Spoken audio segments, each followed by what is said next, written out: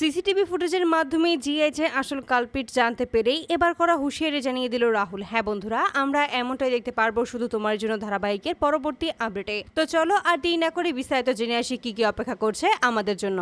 রাহুল আর রাহি যখনই কাছাকাছি আসে এটা কোনোভাবে কেউই সহ্য করতে পারে না। তখনই অপরদিকে দেখা যায় ওই লোকটা সেখানে চলে আসে, যেই লোকের কাছে আসলে ভিক্টর রাহুলদের কোম্পানির সমস্ত তথ্য হ্যান্ডওভার করা হয়েছিল। আর এই লোককে দেখে একটু ঘাবড়ে যায়। ঠিক তখন বলছে, আপনি এখানে কেন এসেছেন, কিসের জন্যই বা এখানে এসেছেন আমি বুঝতে পারছি না। আপনার কি একবারও একটু ভয় করছে না যে রাহি এখানে আছে? রাহি কিন্তু যদি আমাকে ওই ক্যাফেতে দেখে ফেলে আপনাকেও কিন্তু ঠিক দেখেছে, তাই আপনাকে এখানে দেখেই ও চিনে ফেলবে। তাই খবরদার ওর সামনে যাওয়ার চেষ্টা করবে না, যত তাড়াতাড়ি সম্ভব এখান থেকে চলে যান। ঠিক তখনই বলছে, আমাকে রাজীব রায় চৌধুরী এখানে ডেকে পাঠিয়েছে। আর ঠিক তখন বলছে, তাই নাকি? উনি ডেকে পাঠালো আর আপনিও চলে এলেন? ঠিক তখনই বলছে, আসলে উনি আমার খুব কাছের একজন, তাই উনি যে এভাবে আমাকে হঠাৎ করে ডেকে পাঠাবে এটা আমি ভাবতেই পারিনি, আর তাই আমি না করতে পারিনি, তাই এখানে চলে এসেছি। আর এতে করে তখন কি করবে কিছুই বুঝতে পারে না ভিক্টর। ঠিক তখনই দেখা যায় তিতলিদার কাছে এসে বলছে, এই লোকটা তো সেই লোকটাই, কিন্তু এই লোকটাকে দেখলেই তো দিদিভাই চিনে ফেলবে, কি আমরা করবো? কি কোনোভাবে কি দিদিভাইকে এখান থেকে সরানো যায়? ঠিক তখনই জিয়া এসে বলছে, এটার কোনো দরকার হবে না। এতে করে তখন তিতলি বলছে, তুমি? ঠিক তখনই ভিক্টর বলছে, ও সব কিছুই জানে, আমাদের কোনো সমস্যা হবে না। আর ঠিক তখনই বলে,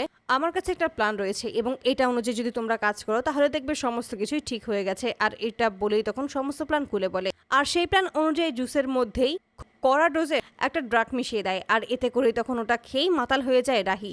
আর এতে করে সকলের সামনে এসে গান করতে থাকে এবং রাহুলকে ভালোবাসি কথাটাও বলে দেয়। আর এতে করে সকলে একটু ক্ষিপ্ত হয়ে যায় রাহির ওপর। এভাবে রাহি যে সকলের সামনেই রাহুলকে ভালোবাসিটা বলে দিতে পারলো এটা কেউই মেনে নিতে পারে না। ঠিক তখনই রাহুল বলছে, তাই নাকি? তাহলে এই সমস্ত তোমাকে কে খাইয়েছে? ঠিক তখন বলছে, আমি কিছুই খাইনি, সত্যি কথা বলছি।